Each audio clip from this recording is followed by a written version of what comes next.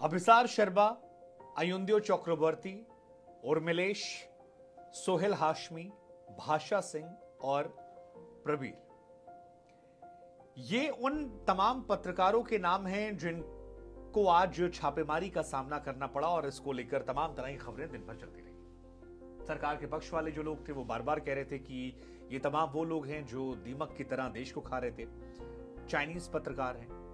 दरअसल चाइना से आई फंडिंग को लेकर ये पूरी छापेमारी हुई थी और जो सत्ता के विरोध वाले लोग थे उनकी तरफ से कहा जा रहा था कि वो तमाम लोग जो प्रधानमंत्री नरेंद्र मोदी की आंखों में आंखें डालकर सवाल पूछते हैं, उन्हें जेल में डालने की कोशिश है, उन्हें डराने की कोशिश है, या घोषित आपातकाल है। कई अलग तरह से बातें की सरकार डरी हुई है और डरी हुई सरकार जो है वो इन लोगों से पूछताछ कर रही है।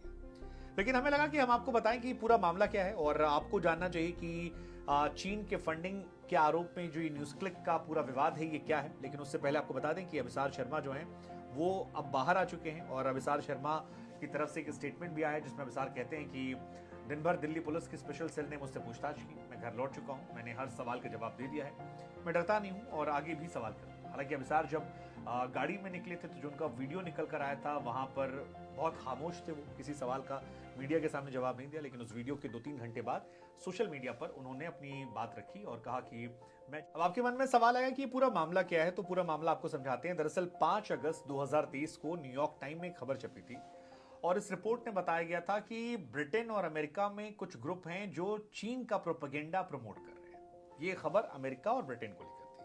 फिर इसके बाद इन संगठनों की जांच की गई तो पता लगा कि इसकी फंडिंग में एक अमेरिकी मिलेनियर हैं, नेविल रॉय सिंघम, वो इसकी फंडिंग कर रहे हैं। अब नेविल जो हैं वो डायरेक्टली चीन के आदेश पर काम नहीं करते, लेकिन उन तमाम एजेंसियों से जुड़े हुए हैं जो चीन के प्रोपेगेंडा को आगे बढ़ाती है।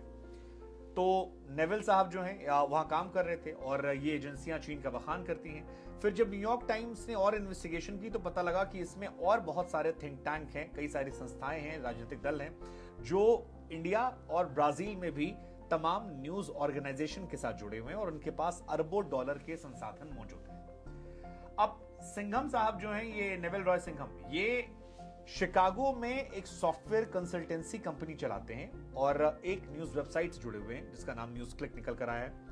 ये जनाब जो हैं ये 69 ईयर ओल्ड है सिंघम साहब और ये शंघाई चीन में बैठते हैं और इनका पूरा नेटवर्क जो है यूट्यूब पर शो चलाता है।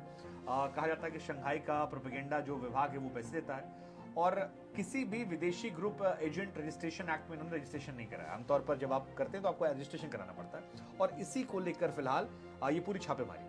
अब आपके जहन में सवाल होगा कि इस कार्रवाई में क्या हो सकता है, तो जी कार्रवाई जो है वो यूएपीए के तहत की गई है, तो ये मामला बहुत सेंसिटिव हो जाता है और न्यूयॉर्क टाइम्स की जो रिपोर्ट थी उसके आधार पर यूएपीए लगा जाना। अब इसमें ये हो सकता है कि अगर इन्हें गिरफ्तार कर लिया गया तो ये काफी लंबे समय तक के लिए जा सकते हैं और वहां फंसे रह सकते हैं। आईपीसी की धारा 153 है, यानी धर्म जाति के आधार पर तमाम समूहों के बीच दुश्मनी को बढ़ावा देने की बात। यूएपीए की कई धाराएं जिसमें 13, 16, 17, 18, 22 ये भी लगा दी गई है और बहुत सारी धाराएं हैं। जिस 16 में आपका आता है आतंकी धाराओं से जुड़ा मामला, 17 में आतंकवादी गतिविधियों के लिए फंडिंग जुटाना, 18 में षड्यंत्र की सजा, 22 में कंपनियों के द्वारा किए गए अपराध की सजा। सो कुल मिलाकर बहुत सारे मामले हैं। इस मामले के अलावा तीस्ता सीतलवाड़ जो है उनके घर भी पुलिस पहुंची थी और न्यूज क्लिक के लिए वो आर्टिकल लिखती हैं। हालांकि इस केस को लेकर तीस्ता का कनेक्शन है पता नहीं, लेकिन तीस्ता ऑलरेडी कई मामलों में फंसी है। गुजरात दंगे वाले मामले में 19 जुलाई को जमानत मिली थी, 25 जुलाई को फिर उन्हें गिरफ्तार किया गया था। लेकिन अभिसार शर्मा का इसमें नाम आना, उर्मिलेश का नाम आना थोड़ा सा लाइमलाइट वाला रहा। कई पत्रकार इसमें हैं और अभिसार क्योंकि काफी वोकल हैं सरकार के खिलाफ, उर्मिलेश काफी वोकल है, सो ये खबर थोड़ी सी बड़ी हो जाती है। इन तमाम लोगों के यहाँ छापा मारा गया, लैपटॉप इनका ले लिया गया, इनका मोबाइल फोन जो है उसका डेटा जो है वो लिया गया है।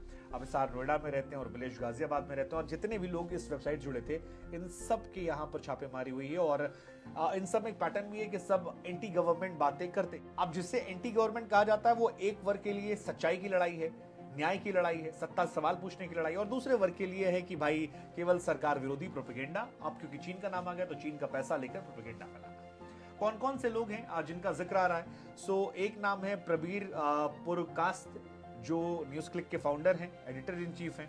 2009 में न्यूज क्लिक की स्थापना की थी, इंजीनियरिंग बैकग्राउंड इनका है और काफी ज्यादा ये भी एक्टिव रहे। दूसरे जो हैं वो हैं परंजॉय गुहा ठाकुरता, जिनका नाम है असिस्टेंट एडिटर हैं, मैगजीन्स में काम कर चुके हैं, तमाम अलग अलग पदों पर हैं। इसमें जो नाम है बड़ा वो है अभिसार शर्मा का। अभिसार शर्मा को आपने जी न्यूज में देखा होगा, बीबीसी में देखा होगा, एनडीटीवी में देखा होगा, इंडिया टुडे ग्रुप में, आज तक में जहां मैं काम करता था वहां काम करते थे। सो काफी चैनलों में ये अलग अलग समय रह चुके हैं और आखिरी चैनल जो इनका था वो था एबीपी न्यूज में, जब ये एंकर थे और पुण्य प्रसून वाला पूरा मामला हुआ था उस समय ये निकाले गए थे। काफी कंट्रोवर्सी इनको लेकर भी हुई थी, धान गेहूं को लेकर विवाद में थे, लेकिन कई अच्छी रिपोर्ट्स ले आते हैं और कई सारे बड़े अवार्ड, रामनाथ गोयनका जैसे अवार्ड जो हैं वो भी इन्होंने लिए हैं।